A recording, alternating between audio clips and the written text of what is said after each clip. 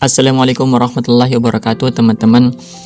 Pada kesempatan kali ini Kang R akan sedikit berbagi ya tentang kenapa kita harus ikhlas ya dalam beribadah kepada Allah Subhanahu wa taala. Ibnul Qayyim menjelaskan ya, Ibnul Qayyim Al-Jauziyah di mana beliau mengutip ya dalam bukunya Fawaidul Fawaid ya, faidah dari ilmu, meraih faidah ilmu, yaitu dalam surah Al-Hijr ayat 21 Allah berfirman, wa im min syai'in illa indana khazainuhu, dan tidak ada sesuatu pun melainkan pada sisi kamilah khazanahnya. Jadi teman-teman, pada ayat ini menunjukkan bahwa segala sesuatu itu diminta kepada yang mempunyai perbendaharaan ya, perbendaharaan atau yang mempunyai segalanya ya, yang mempunyai kunci-kuncinya. Jika kita meminta hal tersebut kepada yang tidak memilikinya, maka itu adalah permintaan kepada sesuatu yang tidak mampu. Bisa enggak kita meminta kemudian kita bakal dikasih apa enggak? Pasti enggak. Kenapa enggak mampu? Nah, jadi kenapa kita harus ikhlas ya? Dalam arti memohon hanya kepada Allah, meminta perlindungan kepada Allah, meminta ampunan hanya kepada Allah Subhanahu wa taala, meminta rezeki kepada Allah juga, meminta apapun hanya kepada Allah, karena Allah lah segala yang bisa memberikan ya, memberikan apa yang kita inginkan. Allah itu maha kuasa atas segala sesuatu. Innallaha ala kulli syai'in qadir. Nah, itu yang pertama.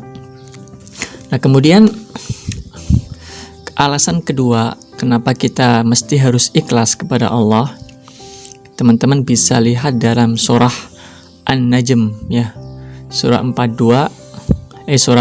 An-Najm ayat 42, di mana Allah Subhanahu wa taala berfirman, wa anna ila rabbikal muntaha ya, yaitu dan sesungguhnya kepada Tuhanmu lah kesudahan segala sesuatu.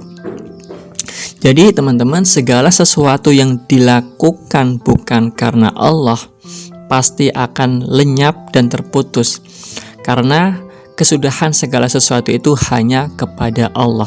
Segala sesuatu itu berakhir kepada penciptaan, kehendak, hikmah dan ilmunya Allah, dan itulah sesuatu yang luar biasa ya. Dialah puncak cita-cita manusia. Segala hal yang dicintai bukan karena Allah, maka cinta itu akan menyebabkan penderitaan dan siksaan. Segala amalan yang tidak diniatkan karena Allah, maka amalan-amalan itu sia-sia, sirna. Semua hati yang tidak terikat ya kepada Allah, maka hati itu sengsara dan terhalang dari kebahagiaan dan keberuntungan ya. Jadi itu adalah dua hal yang luar biasa, saya kira dua alasan yang luar biasa. Bagaimana tidak ya, kita hanya bisa bergantung kepada Allah dan seyogyanya kita pun hidup untuk Allah ya. Sebagaimana doa kita ketika salat, inna salati wa nusuki wa mahyaya wa mamati lillahi rabbil alamin. Sesungguhnya ibadahku, salatku, ibadahku, hidupku dan matiku hanya karena Allah atau untuk Allah. Dan pertanyaannya untuk kita semua adalah, sudah seberapa banyak ya, sudah sejauh mana kita melibatkan Allah atas masalah-masalah yang kita hadapi, karena hanya Allah lah yang maha kuasa atas segala sesuatu, maha memiliki segala sesuatu ya. Segala perbendaharaannya, khazanahnya itu hanya ada pada Allah Subhanahu wa taala. Dan sudah berapa jauh kita mengabdikan diri hidup kita ya, dengan niatkan agar kita kembali kepada Allah dalam keadaan yang baik ya, dalam keadaan jiwa yang tenang.